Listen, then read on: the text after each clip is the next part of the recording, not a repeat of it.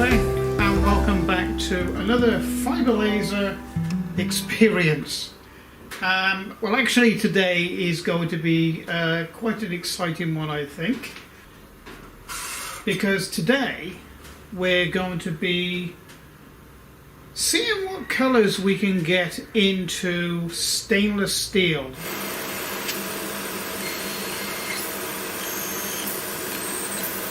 It's actually magical to watch, isn't it?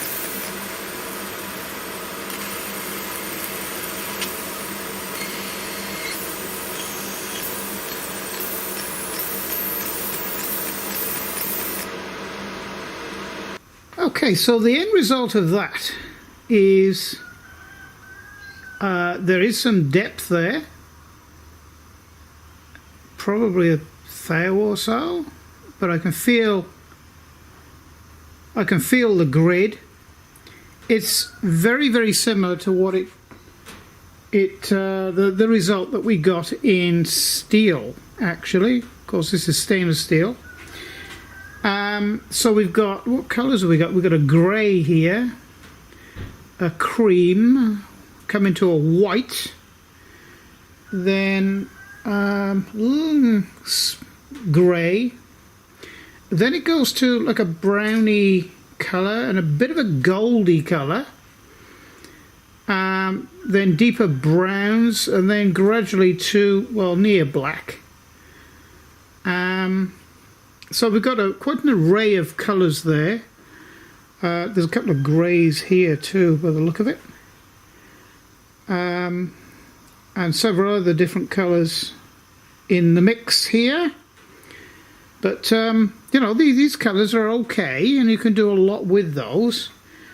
But like I say, the party trick of this one, really, and it's not supposed to do it, is full colour. And I'm going to show you how to do that. Okay, now this is a test CAD with a hatch pattern that is very, very compact and close together, and we're going to use the full range of hertz that this fibre laser can produce. So here we go, and this is at normal focus for this standard 110mm lens. So here we go.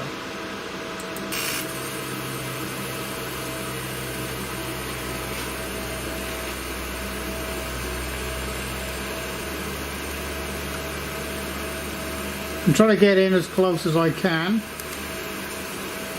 Don't think I can get any closer than that. You can see they're fairly dark down in the lower levels.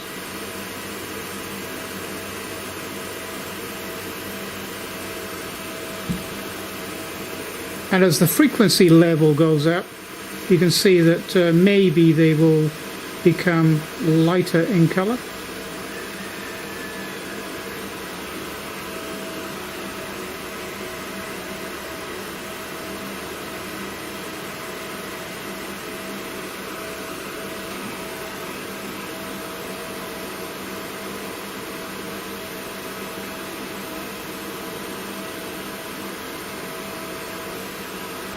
And when you got more light on it, it all looks like different shades of brown, really. So I'm just going to change the focus. What I'm going to actually do is I'm going to lift the focus up just 3mm.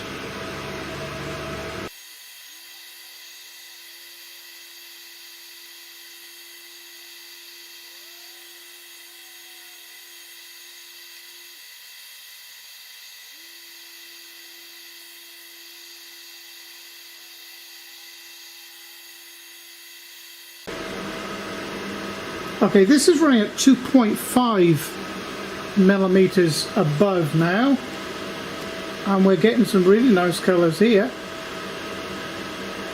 Got a well, like a black, I suppose, move into like a browny gold. Then we're going into green.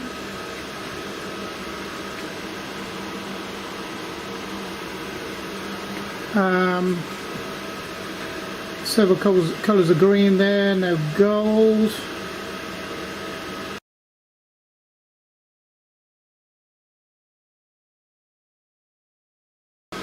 So this is 2.5 millimeters, as near as I can judge here.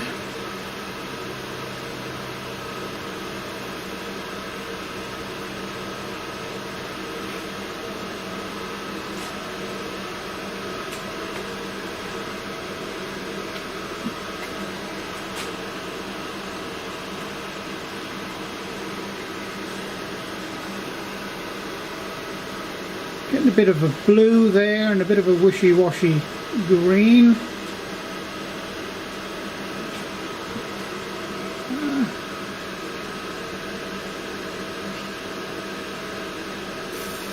Okay, so we'll try it up a little bit further.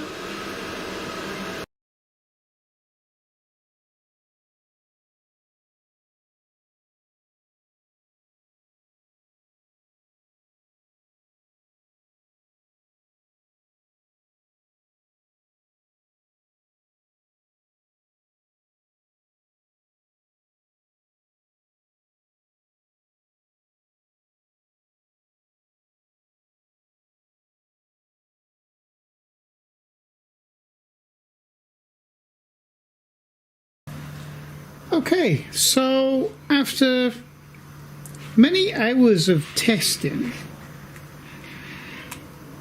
I've discovered that 2.5 millimeters focus above the material is giving me the best sort of color results. Although I'm not using the best material, and I've just found out why I'm getting different results for the same focus level, and that is because although I'm putting a weight on the material to hold it flat, you can see it's, I don't know whether you can see that, can you see the end? It tends to give a different result for the same focus in different areas. So what I did was these three, let me see, which three was it? That one, and that one are all the same focusing. That's 2.5 millimeters above. This one is 2 millimeters, and this one was 2 millimeters, but yet they gave only similar results. Well, you can't see that one, can you? There you go. These two were 2 millimeters above, and you know, they are slightly different results, and that is because this warpage, and in areas it's a little streaky as well. The colors are a little streaky, and that is because to give a perfect unblemished color, certainly with the blues that you can see here, it needs like a polished surface. This this type of finish on this stainless steel, I suppose you'd call it a brush finish. Whether there's particulates, I did clean these with a little bit of actually glass cleaner I used. So anything in the brush, should we say in the bottom of the brush marks here, it sort of, I suppose there's a bit of a chemical reaction there, because what you're actually doing is when the laser is going over the face of the material here, you are annealing the top 4 or 5 microns of the stainless steel, and it's turning the metal or making an oxide layer on top of the stainless steel, and which is giving these colors. Now, to say a MOPA laser is the only one that can do this, Well, they're not actually strictly telling you the truth now, are they? And to, you know, a Mopa laser, 30-watt Mopa laser, same as this, is going to cost you another $2,000 more. That was some very interesting experimentation with this fibre laser. Later this week I'm actually going to try the same experiment, but with the 200mm lens in. See if there's any difference. Probably not much difference with it. There may be a different focal point. So roughly this particular Raycus 30-watt fibre laser with a 110mm focal lens, that's about 4 1/4 inches square working area.